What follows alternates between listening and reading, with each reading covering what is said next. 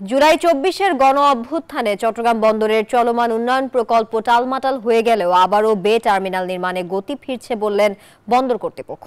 আগামী ৬ মাসের মধ্যে শুরু হবে বে টার্মিনাল নির্মাণ। বন্দরের সক্ষমতা বাড়ানো গেলে সমৃদ্ধ হবে বন্দরের অর্থনীতি। রতন দাসের ছবিতে চট্টগ্রাম থেকে আরো জানাচ্ছেন নয়ন বড়ুয়া জয়। আবারও আলোর মুখ দেখছে চট্টগ্রামের পতেঙ্গায় বঙ্গোপসাগরের পার ঘেঁষে নির্মিত বে টার্মিনাল প্রকল্পটি।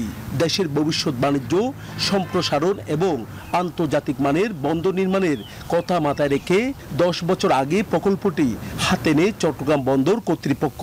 এর 3 বছর পর প্রকল্পের সমীক্ষা যাচাই হলেও মহাপরিকল্পনা চূড়ান্ত হয় 2023 সালের নভেম্বরে।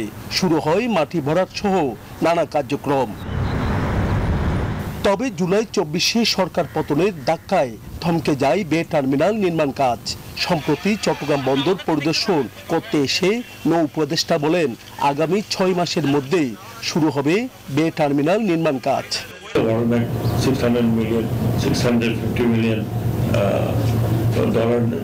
প্রকল্প এটা টিপিপি তৈরি হয়ে গেছে, এরপর হয়তো 1-2 মাস লাগবে এটা প্রসেস শেষ করতে। আমরা আশা করি অগস্টের মধ্যে এই সবগুলো আপনারা দর্শন পাবেন।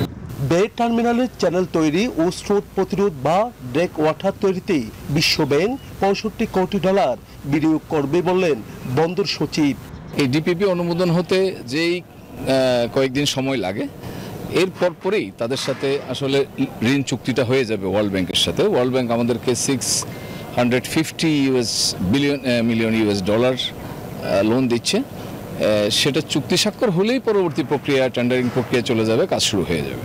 ব্যবসায়ীরা বলছেন, চট্টগ্রাম বন্দরের সক্ষমতা বাড়ানো গেলেই দেশের অর্থনীতির চাকা আরও ঘুরবে, সমৃদ্ধ হবে বাংলাদেশ। এই ধরনের সিচুয়েশনে 2 দিন বন্ধ থাকার পরে যদি বৃষ্টি বাড় থাকে, বৃষ্টি ভেসেল আউটার থেকে কল করা যায়, তাহলে সিচুয়েশনটা হয়তো 2-4 দিন 5 দিনের মধ্যে নর্মাল হয়ে যাবে। 12 দিন 14 দিন আর লাগে না। প্রজেক্টগুলি গ্র্যাজুয়ালি যখন সম্পন্ন হবে, আমরা এই বাড়তি অর্থনৈতিক বন্দর নিয়ে অর্থনৈতিক যে চাপের মধ্যে আছি, ওটার থেকে একটু ইজ হয়ে যাবে। বে টার্মিনালে মোট 3টি টার্মিনাল নির্মাণ করা হবে। 300 মিটার লম্বা যেটি থাকবে 6টি। এর সাথে বার্থিং যাবে 6টি জাহাজ। নয়ন বড়ুয়া জয়, নিউজ 24, চট্টগ্রাম।